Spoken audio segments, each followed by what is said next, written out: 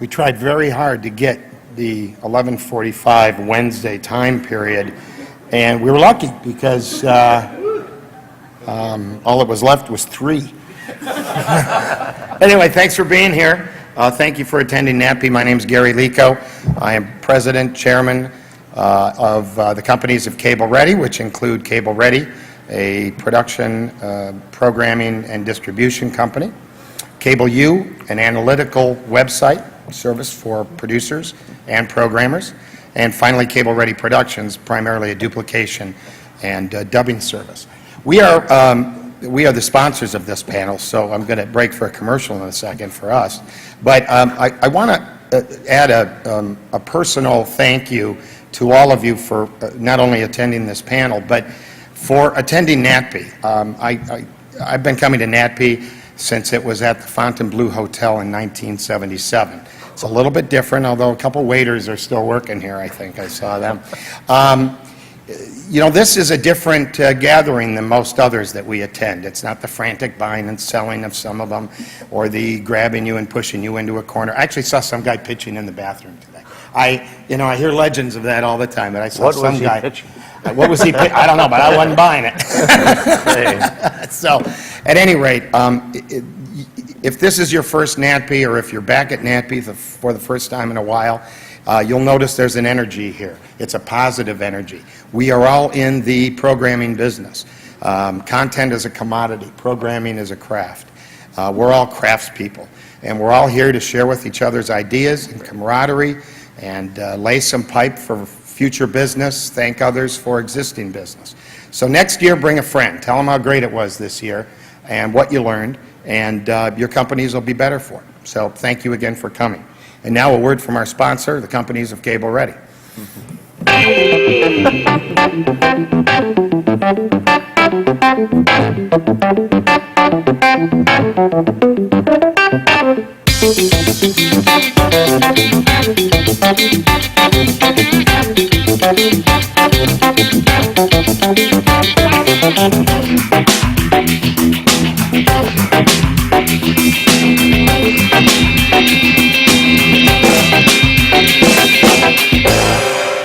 CableU was born 5 years ago with a very important mission. You can keep it up. That's okay. Everyone's access to unbiased cable programming analysis. Today, our mission remains. CableU continues to be the most trusted source for in-depth, independent monthly analysis. And now, it's even better, whether you're selling or buying programming. At CableU, we're all about giving you access to the information you need to succeed.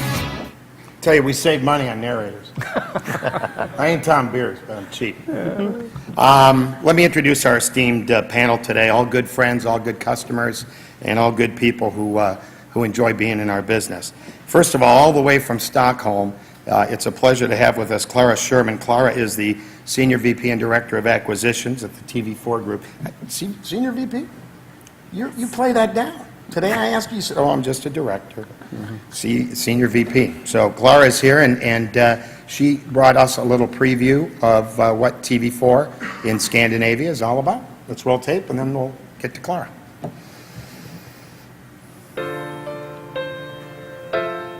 När människans bästa vän inte är så vänlig längre. The dog has control of our lives? Behövs hjälp. My lord. How can I help you guys? Cesar Milan byter till tisdagar. Never feed an excited dog. Med nya metoder och helt nya avsnitt.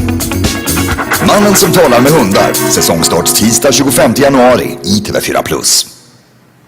So that's how you promote the dog whisperer in Sweden. Yeah. Can you tell us a little bit of the background on when you bought Dog Whisperer and how you identified it as a program from the States that you thought would have some application in Sweden? We bought it when it first came out a couple of years ago, and I think for us it was a program that represented a genre that we thought would grow and really work on our, this is aired not on our main terrestrial channel but on our sister network, TV4+. And I think it combines the sort of makeover show, factual entertainment, and no matter if you're a dog lover, if you have a dog, or if you doesn't have a dog, you just like to see the change from bad to good. It's real feel good. Just see that makeover, and we just loved the program and thought it would be great, and it's been doing really well for us ever since the How beginning. many channels are you acquiring for at this point in the TV4 group? And I know you asked me not to ask any numbers questions, but there's a lot of them, right? Yeah, we have about 40 channels in the Nordic region. We have the Canal Plus channels, the premium pay service in all Nordic, and then a number of basic cable channels, most of them in Sweden, some of them in Finland, and a few in Norway and Denmark. And then, of course, our main station is TV4 in Sweden.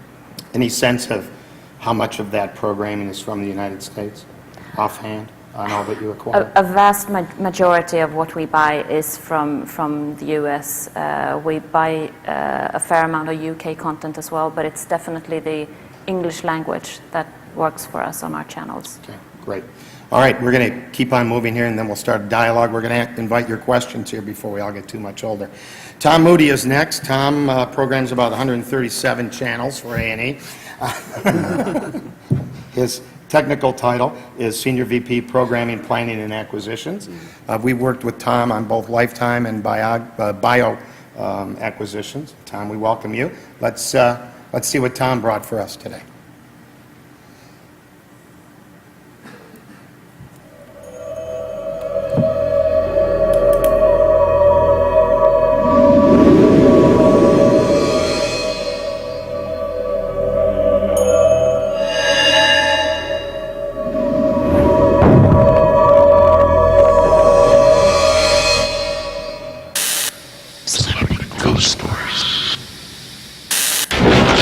I moved in. It was just very strange. And he said to me, "Oh, I guess Mrs. Spencer is back." Someone said, "Oh, have you met Mary yet?" The hairs on my body stood up. My skin went into goosebumps. A chill really went through my body. I'm laying in bed and I feel like I'm being stared at. I was paralyzed. I was being haunted. I like things I can touch, that I can see, and that are believable for me in that way. I was really uncomfortable in my own house. My dog just was just really afraid.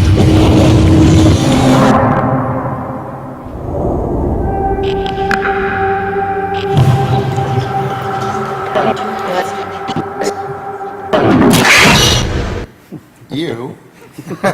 Tom, what's the history on that one? That's a fun one. I produced that with Jarrett Productions. We love this show. It combines like one of the hottest genres in television. Year after year after year, the paranormal always seems to work well, both domestically and internationally.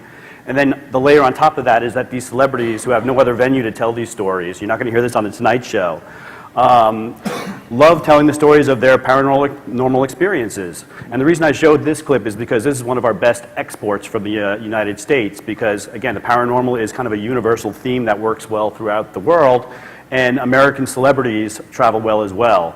And this is also a show that now a lot of our locally branded affiliates throughout the world are starting to do their own local versions with their own local celebrities. And with the kind of like the way this is shot with some simple reenactment and some first-person storytelling, it's not an expensive show to do overseas either. Now, when you say it's been successful around the world, it's so typical of so many media companies now that you're out there launching channels, partnering to launch channels, and you also have a distribution arm that sells programs. Right. How you're developing these shows first and foremost for your needs, correct? Correct. Second priority, I suppose, is your partners. Right. Correct? We're in 155 countries with 5 or 6 of our networks that have all branded affiliates in many, many countries. So how often are you sort of butting heads with purposes? The sales guys say, "Hey, I want to sell it in the UK," and you're saying, or someone's saying, "Yeah, but we've got a partner there." Well, it's pretty simple of how it works. It's we have output deals with our branded affiliates internationally, and we provide them a catalog of a certain number of hours that they get to choose from, and they fill about 60% of their schedule with our stuff, And it works really well because they are branded Biochannel. They're branded Crime and Investigation Network. They're branded A&E. So typically the stuff that works on us will work on their branded affiliates in other countries. And additionally, they use some of the similar marketing techniques we use to kind of bundle it up into a very coherent network. And then for the other 35 or 40% of their schedule, they'll go the acquisitions or the locally produced route. How many, on a separate subject, how many programs come to you that are not from the United States and that are available for acquisition? Well, not how many, but what volume do you? Pre-made programming, we get a lot of pitches on foreign stuff. Typically the stuff we really kind of focus in on is the Canadian and the UK shows, which tend to translate better in America. We've definitely, especially on Biochannel, we've imported paranormal shows from Canada. We've imported crime stuff, works really well. Sometimes if we buy something from the UK, like a biography of somebody who's an international star, we'll just revoice it with an American voice. Okay. Gregory Moyer is next. Gregory is currently working at Scripps, but he too has launched networks all over the world. He's head of strategy there at the Scripps Networks. I first met Greg in a hotel conference room, I don't know, like 1988 or 89, and our company, Columbia Pictures, was trying to do something that at the time was revolutionary and today is done every day, which was a simultaneous run on a network, broadcast network, and a cable network. The show was, what was the science show? Beekman's World. Beekman's World. Right? Yeah. A lot of fun. And I've known him ever since. He's run all the Discovery networks. He's taken Scripps around the world. The same question that I asked Tom. What was it like for you out there taking Scripps programming and launching networks while the Scripps guys were out there trying to sell the same things? Well, that was one of the first obstacles, if you will, to exporting the brand as a channel, as opposed to exporting individual program franchises on a program sales format or format basis. But you learn to cope, and in Scripps' instance, the beauty of the situation was that we produce 1,500 hours a year between all of our major brands, so there was a lot to choose from, and we literally would we ended up putting a certain amount of our content in what I'll call a sales channel, which meant that those shows were going to be pushed for syndication exclusively, and everything else could land in a bundle that we could put on our channel. What differentiated those Well, two? we actually wanted, some of it was sales history, where we wanted to maintain franchises that had been out in the world. We think, well, we're not going to annoy our customers and tell them that they can't get the 5th season of this particular show because they're building a franchise too. So we very much wanted to make sure that we respected that. And then some of it was, as well, just making sure we had a good balance so that we put about 20% of our output into program sales across the home, the food, the travel and lifestyle genres that we program.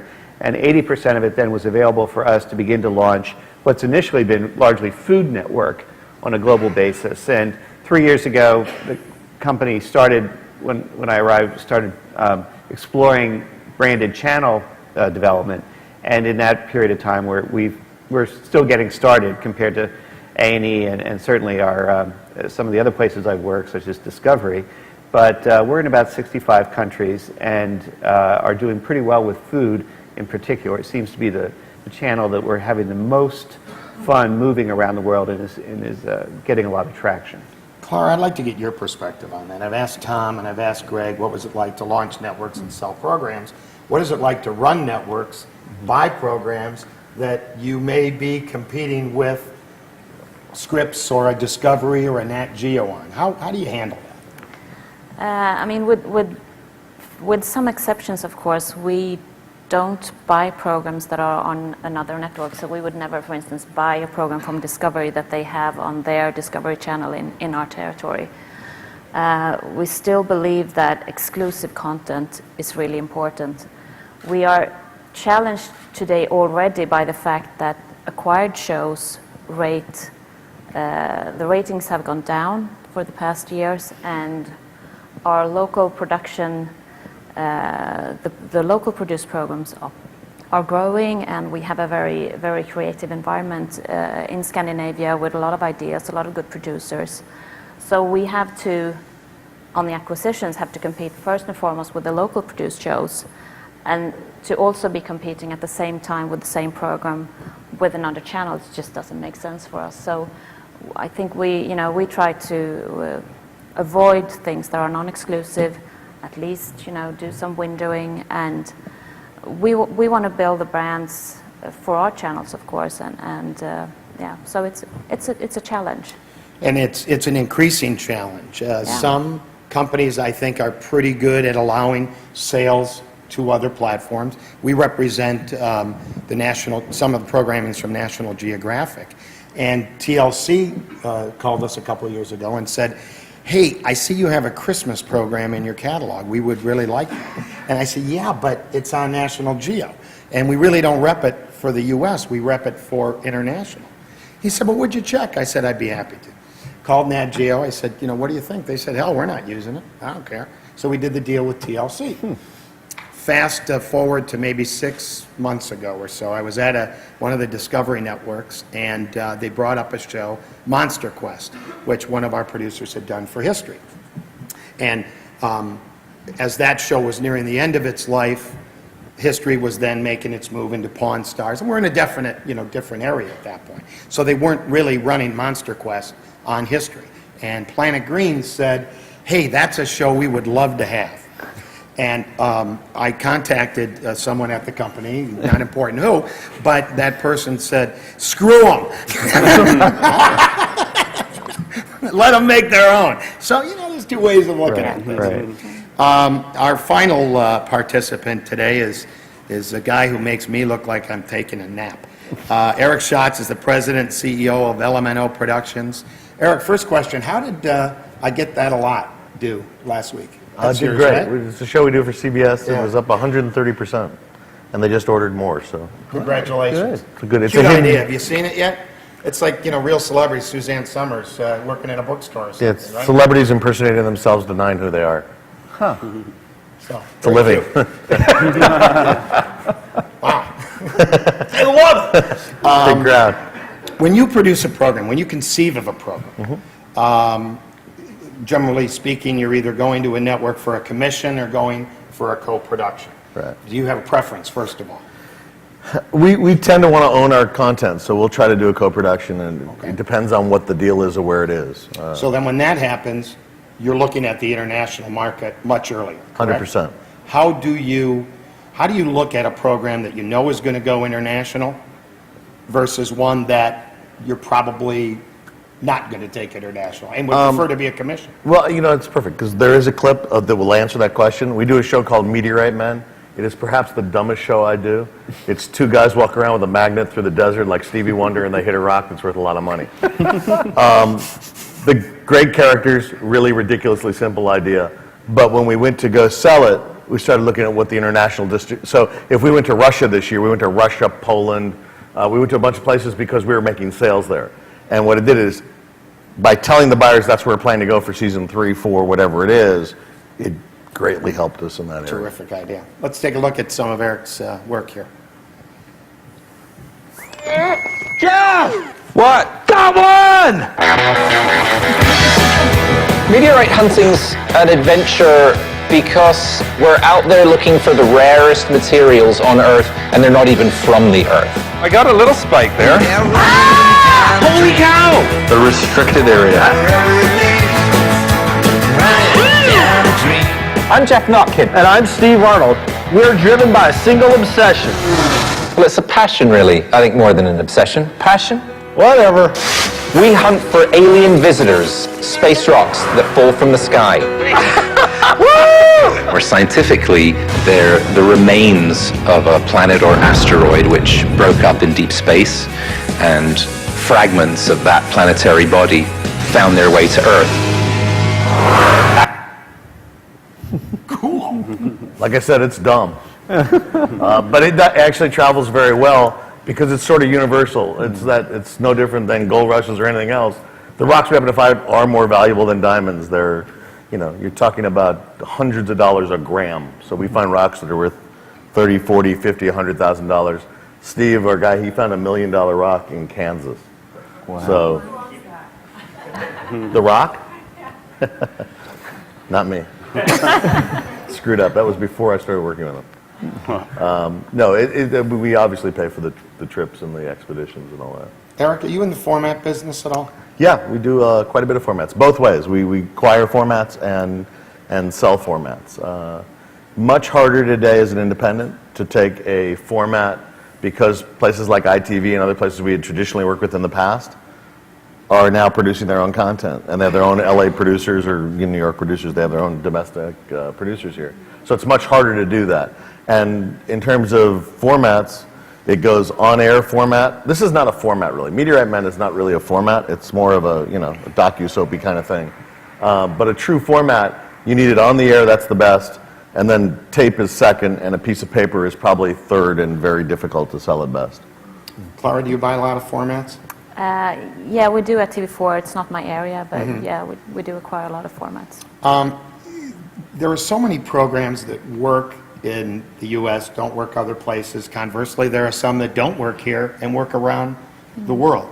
I'm going to ask each of you for an example of some experience that you've had, and then I'll give you a break for a second, Clara, since you have the last one. Tom, may I start with you? Sure. What worked, what didn't, what works, what doesn't? A lot of stuff works. Stuff that's really universal, like Chris Angel worked fantastic. Magic kind of translates throughout the world. He was a great international play for us. Our crime genre exports really well. Again, everybody is familiar with crime. It's a very relatable subject matter. Big stars tend to work. Gene Simmons works really well. Everybody kind of knows Kiss internationally. Some of the stuff that hasn't worked or has been more challenged and has taken a while to work, is a better way to say it, is like intervention and hoarders. Well, these aren't common terms in a lot of international countries, and it took a long time for these shows to get traction in some countries, and now they're starting to perform as people are getting familiar with them, and some of them starting to do their own local formats. But that's been our experience with that. Interesting. Greg, how about you? There's so many anecdotes, but, well, let me start with a big comment that I think one of my first jobs at Scripps was to get us as a company to explore whether our content would actually work overseas. We've been selling, but not that robustly for the better part of the decade. And I think there was sort of a mood in the company that, we're just such an American company with our house and garden, home and garden programming and our food programming, that this, just isn't going to make sense in other parts of the world. And there's certainly a lot of truth to that. But it was very reassuring when we finally did get our first channel on the air, initially in the UK, obviously an English-speaking country, so that helped. But we were able to launch as the 4th highest rated lifestyle channel in the UK in week 1. And it's been going up from there. We're now the 2nd most watched lifestyle channel in the UK. Some of that is due in part to a good distribution situation, but nonetheless, 80% of that channel is coming directly from the United States inventory or the U.S. inventory. So it does suggest that even in an area like food, where people have passion about their cuisines, you are able to take good quality television, particularly if it's built around entertainment formats, and move it overseas. And the specific example I'll give very quickly is that we were a little gun shy about taking some of the most American of our Food Network hits. And so, you've probably all seen, Guy Fieri and his wonderful, journey around America where he eats at, legendary but certainly not fancy diners, drive-ins, and dives. Well, we thought this isn't the show to open in the UK. We don't want people to think that that's what this channel is going to be about, that somehow McDonald's TV has now come to the UK. So we held it off the air. The channel was doing fine, but then in the summer, 6 months in, we decided, let's give this a try. We put it on at 11 o'clock, almost as an alternative to a late night, younger, I won't call it a comedy block, but something a little bit offbeat. And before you know it, within a week, the highest rated show on the channel was Guy. And it just proved to us, and from that point on we said, look, if the people work as television, if they're just great performers and they show an authenticity about what they're doing and an enthusiasm, put them on the air and get over your sense of concern about whether this seems like it's culturally offensive. But It's it is all a real, about television. It is a real concern in lifestyle programming yeah. because it's so talent-centric. Yes. So there's some talent, Anthony Bourdain, now we know Guy, travel Right. pretty well. Yeah. Samantha Brown from Travel Channel, probably not, right? Well, she actually syndicated pretty well, but I wouldn't say it was a powerhouse show. It filled in the schedule very nicely, you know, when you have a lot of other travel programming, and there was certainly nothing offensive about it. But it was, what you're really looking for are some tentpole personalities who can just cut by virtue of the way they project their intelligence and passion and enthusiasm. And, you know, she's a consummate professional, but that show wasn't produced to make her the star. It was more about the place, and she was there to almost introduce it to you. And Eric, what's been your experience in that? Anything with a nail gun. Medical Anomaly does amazingly well for us. Babies in Distress do amazingly well for us. Babies with nails in their head. Boy, that's a home run. I'm just saying that those shows travel real well. They're clip-like. You can watch them. You kind of get it whether there's a voiceover or not. You understand what it is instantaneously. Those kinds of things travel and export really well. Travel doesn't sell well for us. It's maybe because I don't have personality. It just sits on the shelf, and it's a real hard seller. We sell large quantities at very low prices. It just doesn't, for us, that doesn't do very well. And then there's the middle ground stuff that we do a show called Little Couple for TLC. We're in our 5th season. It sells amazingly well in various territories. And then other territories like Germany, the answer comes back, they just don't like little people. So like, I don't think it's a show thing, they just don't like little people. And it's like, you know, so you have these territories like England and Italy and France do great because I guess they love little people. Germany, not so much. Nobody's little. Okay. Sometimes, many of our production clients are from Canada. So whenever we bring an idea into the U.S., the question from some buyers is it too Canadian? And I always say, I don't know, how much is just enough Canadian for you? Because we could probably, you know, take out the hockey puck or something if you want. Clara, I know you get tons of submissions from all over the world because the dubbing situation is a lot easier. So what just doesn't work in your part of the world? What kinds of programs the audience rejects? I think it's interesting that you mentioned travel because we don't really buy any travel shows at all. We don't buy any nature shows. That used to work in the 80s, but just not anymore. I don't know why. There, of course, you know, there's the occasional, like, super production of a nature program, like Blue Planner or something. Sure. Yeah, that works, but not the regular look at the zebras and lions, which is... Paris, City of Lights. Yeah. The thing about travel programming is it doesn't travel. I mean, that's really the whole thing. And if any producer here has the idea of, hey, here's 3 Gen X people who are going to travel around the world and bungee jump and extreme this and outlandish that, it ain't going to sell. It ain't going to sell in the U.S., it ain't going to sell overseas, okay? So please put those to bed right now. That's one piece of advice you can take to the bank. How about some questions from everyone here? I'm prepared to keep it rolling if you're not. So, all right, well, okay. I thought I was prepared. Hang on a minute. Okay, Tom. More networks for A&E worldwide, more partners. You guys have gotten very aggressive. Always. Yeah. Every year we had a handful. And what about the CI brand, the crime investigation? CI brand has exploded for us. In fact, it's, you know, I think history is probably the #1 brand for us overseas for obvious reasons, but CI has just almost astounded us as a brand. It's become like the #1 or 2 factual entertainment brands in almost any territory it's cropped up in. It started out in Australia. I couldn't tell you at this point how many CI affiliates we have overseas, but it's our hottest genre right now. You're doing great in England with it, I know. And all of our networks do some form of crime. A&E does crime, Bio does crime, Lifetime is doing crime now a little bit, and History has done occasional crime as well. So we have a big pool to draw from, and it's been really exciting for us. And we'd love to do it domestically. We have a domestic channel that has about 20 million homes, so it's not fully distributed. So actually the international channel is hotter than our domestic channel. But it travels. Crime is, we call it justice. Yeah, justice to It sells better. For ad sales, yeah. For ad Yeah, sales, it justice sells too. better as justice. But those shows, we do a show for ID. The most remarkable things about the crime shows and why I think they translate is people watch, and it's largely women that watch those particular shows demographically, at least for ID. They watch like 56 minutes of the program, of the hour. That means they're watching commercials.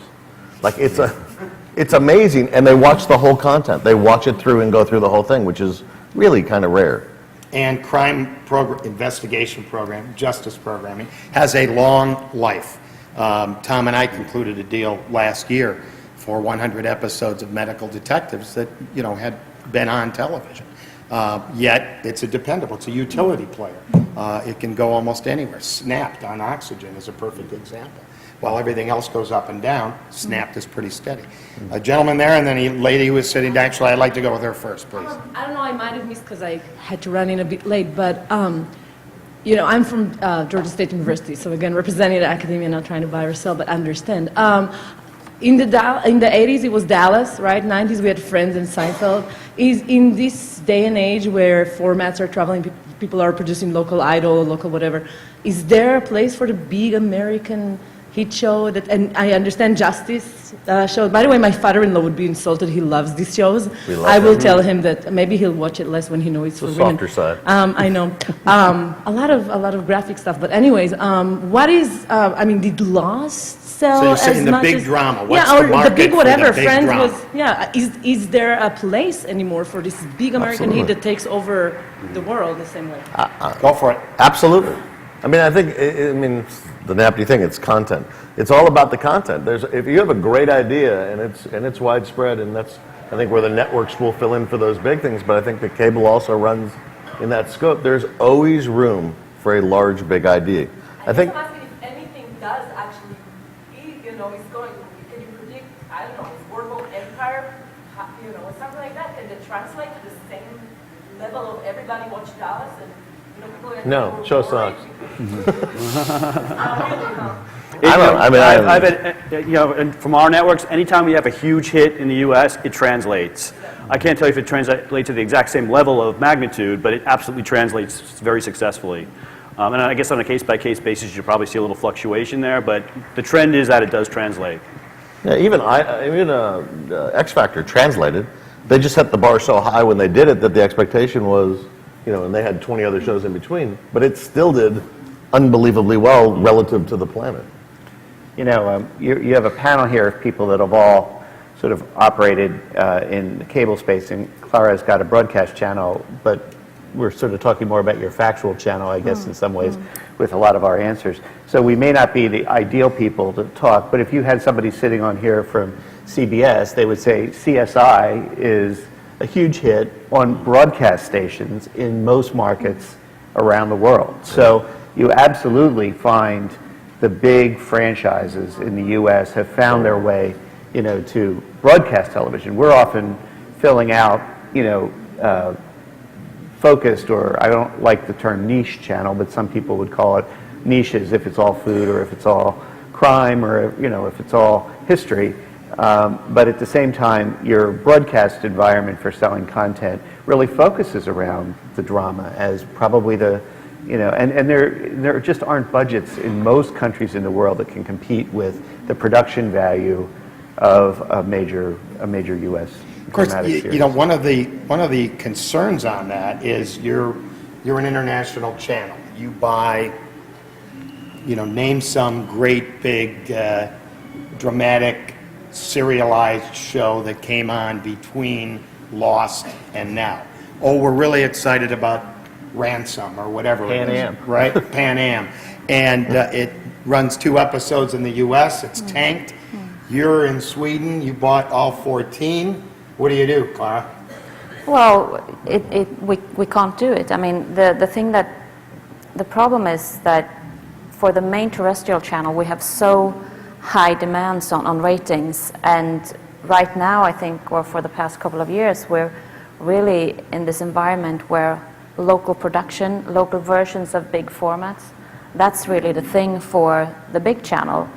So we see more and more of our big US dramas that are still important to us. They have, as you say, it's great production value at a lower price than local produced drama, but they just do not perform as well as they used to do. So they're moving more and more into the basic cable segment and Different price point. sure, yeah.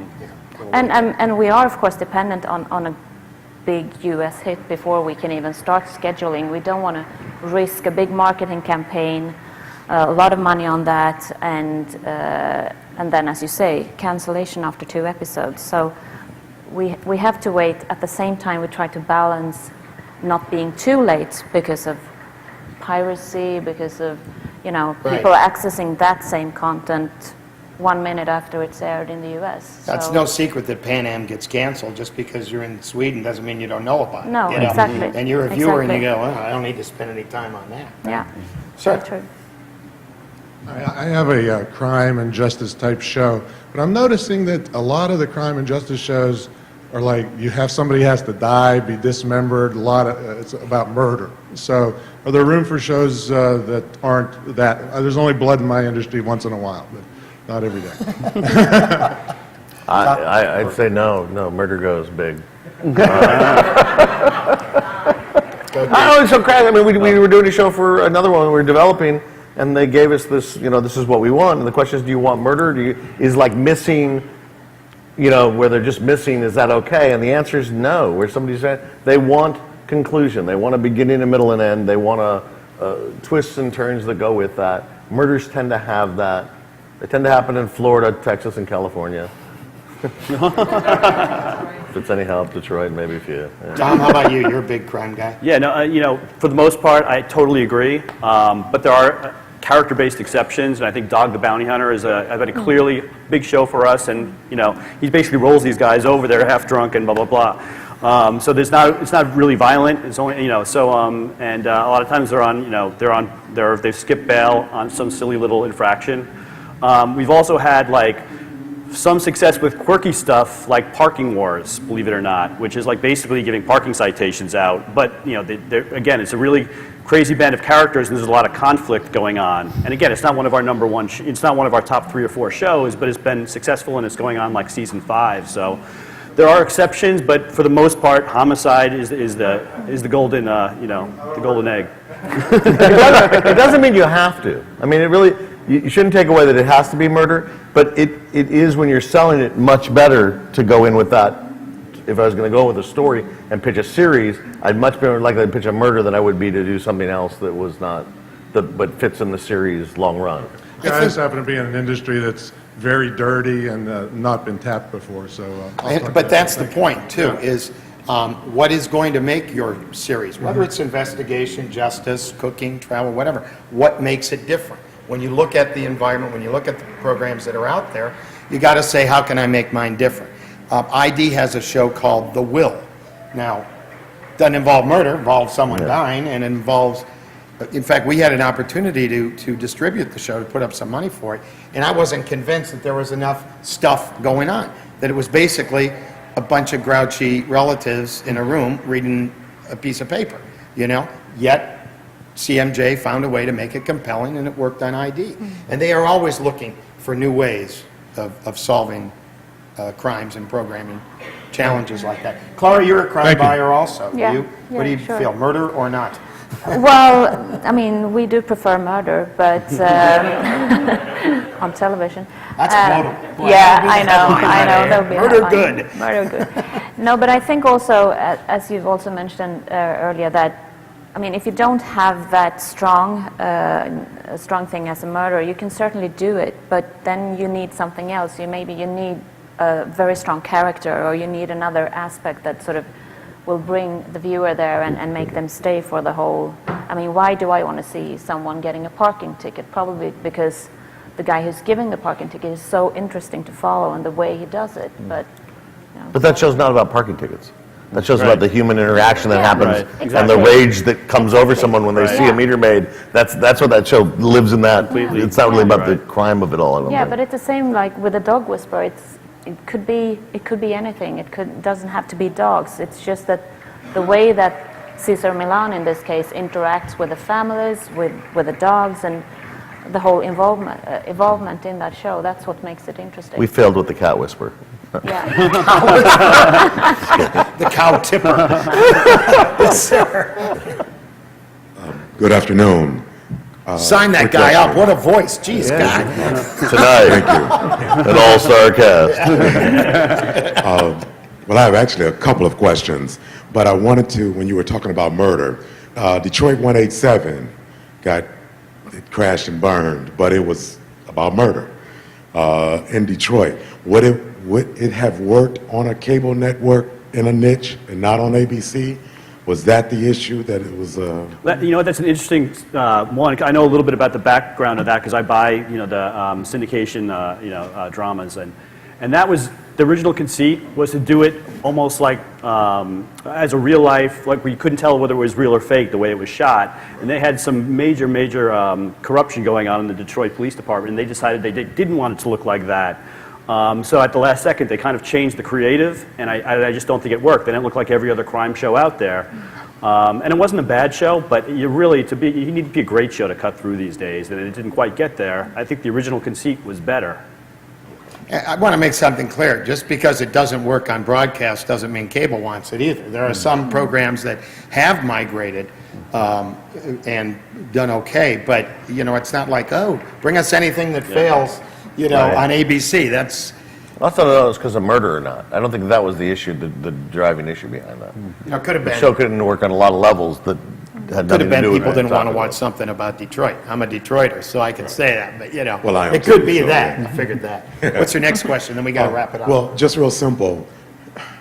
What's the fine line between visionary and eccentric and weird? I know between visionary and eccentricity? Yeah. Income.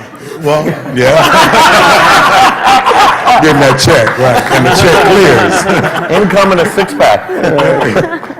But in that, I know, many individuals try to push the envelope with originality, with creativity, and you take a piece and you turn it and you twist it and you manipulate it, but, from an independent coming and pitching something, you try not to look ordinary, but you're trying to look extraordinary. Good voice helps. Yeah. Well, I'm available in the car. Not a problem. I mean, that's sort of, advice for everyone. You want to give a 5 or 10 word piece of advice to the gang here? Yeah, I think everyone says they don't want derivative, yet they all buy derivative. So that's the balance. I think derivative is great. I mean, it's just look, we're lemmings. Things work. People want to buy like shows. You need to find your own take on it. Or exactly the opposite. Break every rule there is and do ballroom dancing on the network. And if we could connect all the dots, we would, and we'd charge you more to get here. And if anyone knew how to do it, they'd be doing it, and they'd be successful, right? Yeah. Anything else? I quickly, just real fast say, I think a lot depends on the state of mind of the person listening to your pitch. And, I think people that pitch think it's all about the pitch. A lot of times a network thinks it knows its identity and is real successful, and it's not going to be as experimental, or it may not, want to risk offending its current viewers. So it kind of buys itself time and time again by replicating success, which ultimately deteriorates because everybody gets bored. So you might find that your pitch just is about targeting people whose ears are open to new things because they're either desperate to change or they're a place on the dial where there's more room for experimentation. Okay, I'd just say one thing though. If you have more than 3 meets, like it's Days of Our Lives meets Murder at Fourth meets no. Too many meets. I want to thank Clara, Tom, Greg, and Eric, and all of you for being here. Thanks a lot. I hope NATPE was great for you. We'll see you next year. Thank you.